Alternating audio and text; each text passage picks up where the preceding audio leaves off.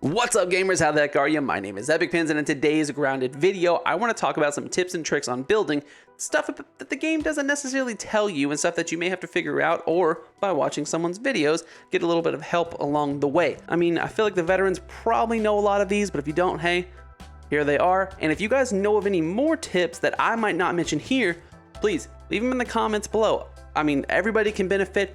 I can benefit. I don't know everything about this game. There are a lot of things that I don't know, and that's why I have you guys. You guys keep me on my toes all the time. So without further ado, let's get to the video. All right, guys, very first tip slash trick in this game I want to kind of give you is I have to do with pallets. Now, for the longest time, I didn't use pallets. I was like, what's the big deal? I don't need to be able to store them. You can just throw them on the ground and they sit there. Well, now they kind of disappear over time, so don't do that. Get a pallet, it does store it. But what you can also do, once you have a full pallet, or even if you don't have a full pallet, it doesn't matter, you can move these and your stuff will stay on there. So you were able to go out, especially if you're in an area that doesn't have a ton of weed stems and you have to go to a location. Like for instance, when I built this, the best source is across on the other side of the picnic table. There is a huge weed stem forest. I would take the pallet over there, run all the way over there, stack it up, and then run it back. So my only tips here is make sure you have the pallet completely full. It's just, you know, it would be a waste of time to bring a half pallet back. And don't forget that you can also, not only can you carry it, but you can put a full stack in your arms first and then carry it just by simply moving its location. Now, I will also say make sure you drop it every now and again as you're running, because if something were to hit you, such as a spider or a bug or anything like that, if it is in this mode, it will snap back to the last location. So if you've run a very long way and you haven't done anything with this, it will snap all the way back and then you'll lose all that progress. So all you have to do is just set it down and keep going. If you see yourself come up on a spider, just drop it real quickly as fast as you can, so that you can move it back. So this is the best way, in my opinion, to move a large sum of these things. You can do this both with this pallet and also with the grass pallet. So keep that in mind. It's a very useful tool. I use it still to this day because I always like to build really stupidly in locations that don't have a ton of weed stems, and weed stems are useful for pretty much every build. So there's number one. All right, guys, tip number 2. Now, I'm not 100% sure if the game tells you this or not. I'm pretty sure it does not. Or at least it didn't when I first started, because I never used this for the longest time. So you know that you'll learn that you have the ability to pull up a construction menu that allows you to pick out the pieces that you want to build. Wonderful. And also it's pretty much where you find everything that you have the ability to build, such as like a workbench, which would be early on in the game, you'll need to build to that.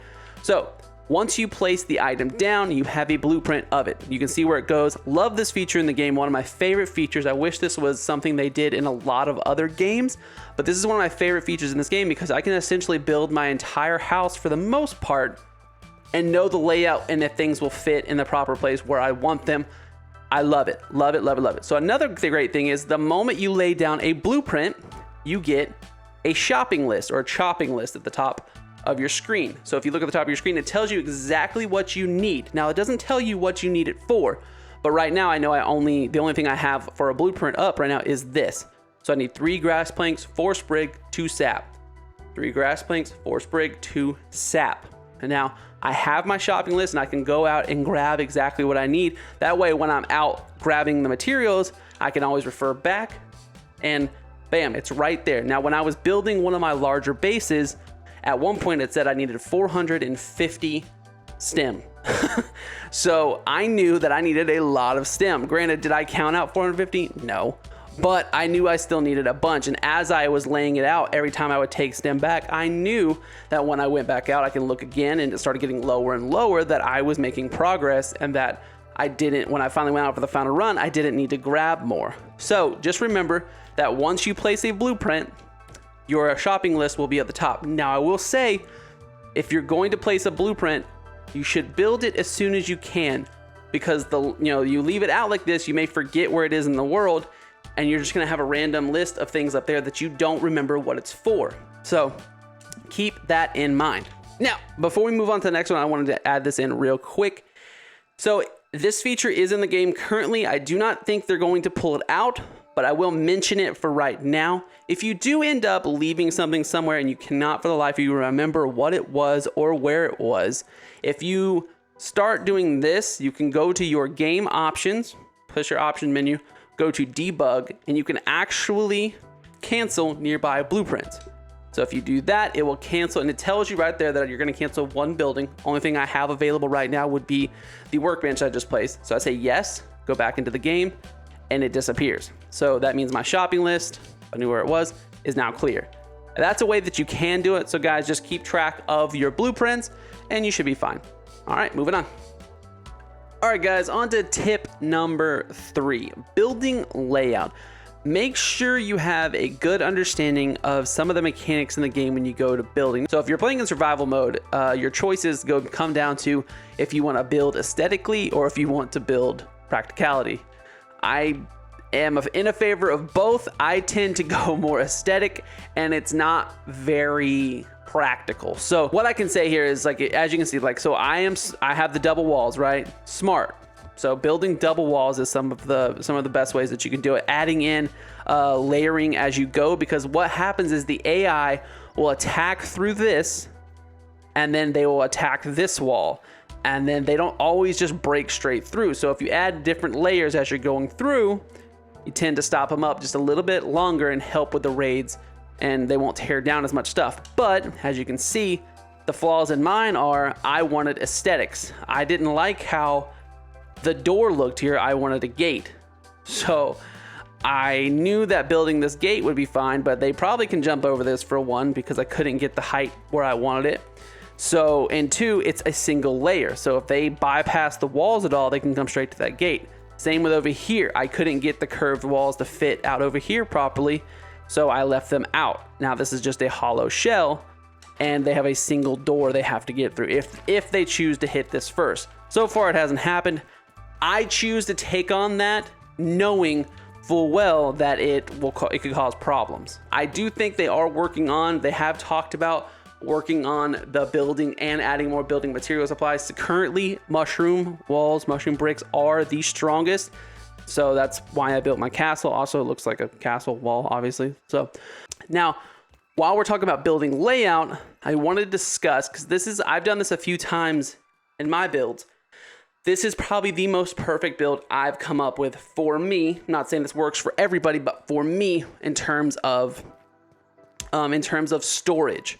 So you're going to find out that you want a ton of storage because you're going to end up with a ton of bug parts, a ton of different things you find throughout the game. You also need a ton of material to do things. What you may not know is, before I get off track again, what you may not know is that you can pull from these. You do not have to go to each individual chest and take the things out of it that you need for crafting.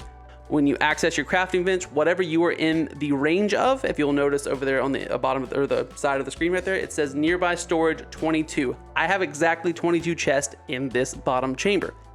I purposely laid it out this way so that all the chests would be on the outsides, and I dolled it up a little bit with the extra walls here, but all the chests are on the outsides going around in like a little semicircle, so that when you enter in the workshop here, no matter how close I am to these, every single one of these can access all 22. Not that these two things need to access all 22, but wherever I was gonna place this workbench, I was gonna be able to access all 22 chests, because nothing is more annoying than having something stored in a chest that's just out of range, which I had in my previous workshop. If you guys watch any of my older videos, an old workshop I have, which is kind of like a big barn style workshop, where my workbench is placed, I can't reach the final 3 chest unless I stand just far enough back.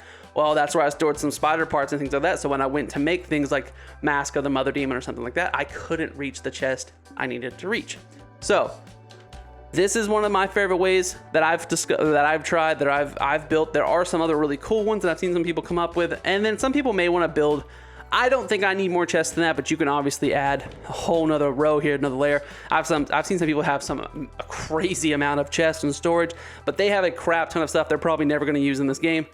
I know the stuff I need, I know the stuff I use, and that's what I keep in here. This is just a little tip. plan out your storage because you can draw from it when you use your crafting stuff. So plan out your building essentially, and that's what I mean by building layout. Plan out your building, understand how bugs attack, start learning bugs attacks and stuff like that, and plan out accordingly. All right, guys, on to tip number 4, I believe. This is just another quick building tip when you're trying to transport a stuff that you have to carry. So when you're trying to transport things like your stems or your big grass planks, when you're trying to transport those guys across the yard or even across a short distance, if you have a location like up here where there's quite a few stems that I can take advantage of, and well, there's grass everywhere, but there's quite a few stems I can take advantage of, and then my house that I was building on is down there. So you have a zip line.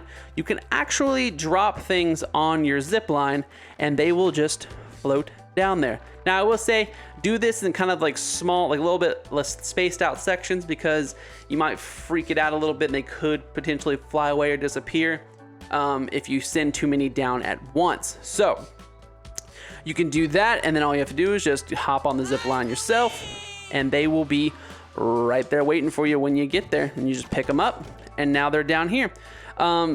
You can obviously, however long you make your zip line, this is just a short one I've always had from up there down here, but you can do that. I think it's a cool, useful tip. If you don't have a pallet with you and you're like, oh my God, I have all this weed, I have a bunch of weed stem. I even had to leave some up there because I didn't bring it down here. So I have to travel all the way down there and go all the way back up. Well, you can just send them down the zip line and then travel all the way back, or travel back up there or grab the ones you left up there and then come back down yourself. That's simple, and they'll be down here real quick. You don't have to carry them all at once. So pretty useful. Just keep that in mind. All right, guys, my very final tip is base locations. Now, I'm not going to do a whole extensive base locations video. I actually have already done that in the past. And the ones I made were prior to the home stretch update, but they still hold pretty much true for the most part, except some of the faction raid stuff I talk about is not necessarily as big of a deal as it was back then. So I'm going to link that video up here. You guys can check that out if you want to, but I'm just going to give you 2 of my favorite ones and just kind of an overall look at a really great location. So this is my all-time favorite location. It is on the edge of the pond over on the side of the big tree over here. Just access right there. I built a spiral staircase to give me access to the upper yard, so I didn't have to go all the way down there to the coals to go up every single time. So this was one of my favorite locations because I have access to the lower yard. Then with this spiral staircase, I can get all the way up to my house. That spiral staircase, I can get all the way up to the upper backyard where all the new content supposedly is going to be. Keep that in mind. I think this is one of the best locations. It's probably the one that I would recommend the most. Now, granted, you can't get here early on, but I would work on getting here as soon as you can. For any other locations, I'll just say one of the best ones, and everybody, any new or any veteran can probably back me up on this, but this is probably the best starting location. Now, before I even brought you over here, I guarantee every veteran said to themselves, on top of the wooden post. Now, there's a wooden post fence that surrounds the flower bed over next to the large oak tree. Getting on top of these on either side, there's some on that side over there just past the little lantern thing there, but either one of these sides are fine. Just getting up here is pretty simple. A lot of the times you can either jump on nails, or here, for instance, you can just climb up this little dried leaf. So these are some of the best starting locations because you're going to start at the machine, which is right over there. It's very simple. If you can see the little pink thing, or the little towers, and right in the center of that right there, it's going to tell you to come over here. Like the game makes you come over here to find this base. So you have to come over here pretty early on. And as you can see, I already had some stuff set up over here because when I first started this playthrough, however many hours ago, I made a base here. This can be a simple base. You don't need walls here. You don't need a roof here. I just put up I had a bed here at one point. I put up a simple little tent there so that I could sleep. I had a crafting bench and I had a bunch of storage here and storage down there on that one. Things cannot get up here. Spiders, nothing can get up here. They will not climb up this leaf. You can piss off that spider right there. He will just stay down there hissing all his little heart out. As long as you can get up top here, they cannot come up here. I don't know if that'll be fixed, changed, whatever, but as of right now, the only things that can get you are flying things, and none of them are really around here. There are some mosquitoes over by that can, but as long as you don't go piss them off, they don't come this far. Actually, I'm pretty sure they won't come this far anyway, even if you do piss them off. You're right next to Burgle. For any Burgle things you need to go drop off, there is a research facility right there for any of this analyzing you have to do. You are in pretty much, I would say, almost dead center of everything. So you are within dead center of most things you need to get to. Maybe the little sand pit over there is the furthest thing out, but for the most part, you are dead center. Oh, actually, you can see I had some storage right there. But this is one of the greatest starting areas, in my opinion. I don't think there really is a better one. People can correct me if you'd like to, I guess, but I mean, the old anthill's right there. The other anthill, the red anthill's just down this way a little bit. You can follow this all the way down. Yes, there are a ton of spiders, ton of orb weavers right in this area, but truthfully, they're easy to avoid, to be honest with you. They don't, as long as you just watch where they are, they don't really bother you. They kind of just sit and hang out, and occasionally they move. Now, I will say, a junior, he's right there actually, a junior orb weaver does pop up every now and again, and he kind of stays over here in my game, so he doesn't really bother me that much. Granted, I'm at a stage where I could kill him pretty easily, but just pay attention to that. I mean, you can take on junior orb weavers pretty early on, so, but you have all the resources here. You have weed stems, you have grass, you have dry grass, you have acorn. Every material you need, for the most part, is right here. So there is, you know, like I said, on the other side, you can go over there as well. Anyway, guys, I hope you liked the video. If you did, please hit that like button below. It does help with the algorithm. It really does. It really gets me out there. I cannot thank you guys enough for the love and support. Follow the channel, subscribe. You guys know you love the content. Subscribe to the channel if you like this. I'm going to be here for Grounded, especially when it drops. We're going to be ready, and day it drops, I will be live. I promise you that. I will not miss that. I don't go live that often, but I will be live that day. We will be checking out as much stuff as possible. I cannot wait, guys. I honestly cannot wait. So follow the channel, subscribe, hang out with me, and hey, have a great day, evening, night, morning, whatever time you're watching this, and I will gladly catch you in the next one. Peace out.